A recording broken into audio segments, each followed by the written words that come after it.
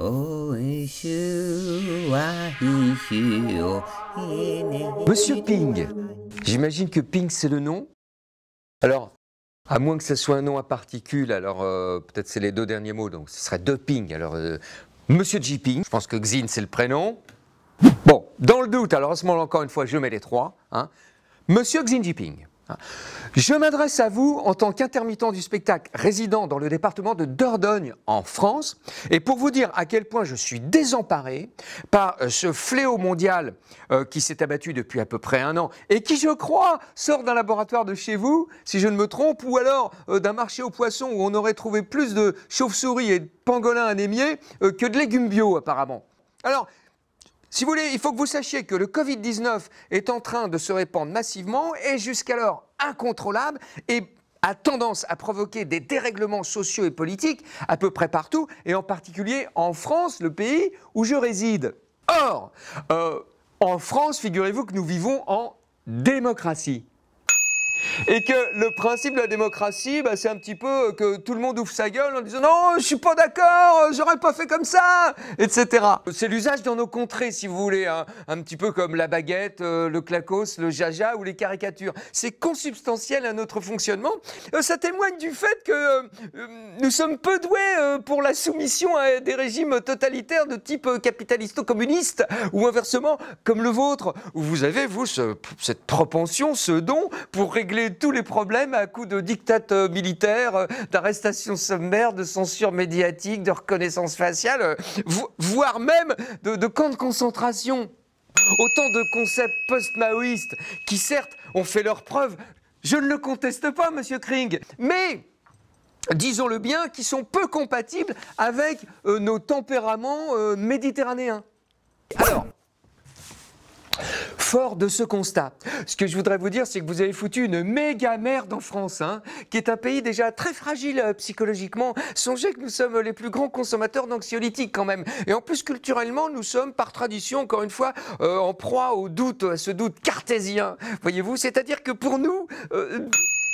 tout est anxiogène, voyez-vous. Donc, a fortiori, un virus à la con comme le vôtre, et comme vous avez tendance à en produire plusieurs depuis quelques décennies maintenant. C'est-à-dire qu'on est en stade où tout le monde se dispute, on se tape dessus, on s'invective, les gens se traitent de tous les noms d'oiseaux. Enfin, quand je dis les noms d'oiseaux, des oiseaux dont les espèces n'ont pas encore été exterminées. Mais enfin, personne n'est plus d'accord sur rien ici maintenant. Les politiques, les médecins, les infectiologues, les épidémiologistes, les anesthésistes, même les kinés, les coiffeuses, les livreurs, hein, les footballeurs, les philosophes ne sont d'accord sur rien. Est-ce qu'il faut aller travailler ou pas? Est-ce qu'il faut aller au théâtre ou pas? Faut-il prendre le train ou pas? Faut-il faire ses devoirs ou pas? Faut-il mettre un masque ou pas?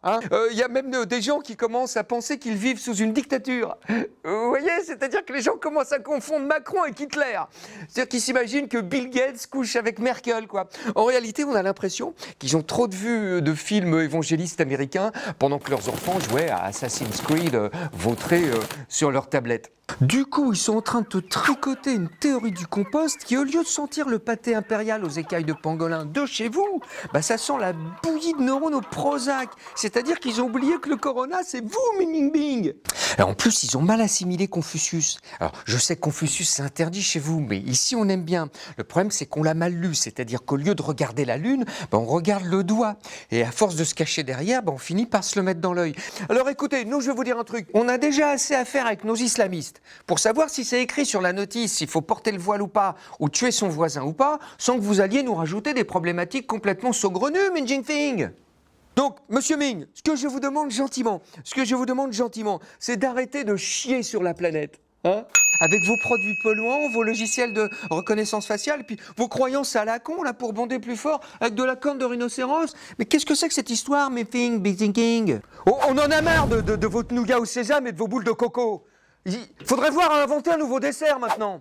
Puis alors, nous faites pas chier avec votre route de la soie, parce qu'on sait très bien que votre soie, c'est du polyglute de métacrylate viscosique. Hein. C'est-à-dire c'est la version gratounette. Hein. On n'est pas de ping. Alors surtout, Essayez pas de nous embrouiller avec une Smartbox 3 en 1 dans laquelle vous essayeriez de nous refourguer le virus, le masque et le vaccin qui va avec. Hein. Parce que on n'est pas dupes, Fingzing. Hein. Je vais vous dire un truc, vous savez quoi? Ce que vous auriez à faire, c'est de présenter vos excuses au peuple du monde entier pour avoir foutu un tel sous-guet un peu partout. Parce que moi, j'ai envie de revoir mes potes rapidement et de faire des fêtes en écoutant du gros rock. Hein. Et même encore mieux, c'est-à-dire de rejouer des spectacles libres. Hein. C'est-à-dire, vous savez ce qui va se passer? C'est qu'on va finir par boycotter tous les produits qui viennent de chez vous. C'est-à-dire toute la mouscaille que nos compatriotes entrepreneurs sont allés fabriquer dans vos usines à esclaves, on va plus l'acheter. On va même organiser bientôt des manifs antifascistes contre vous et votre régime. Et je déconne pas, hein.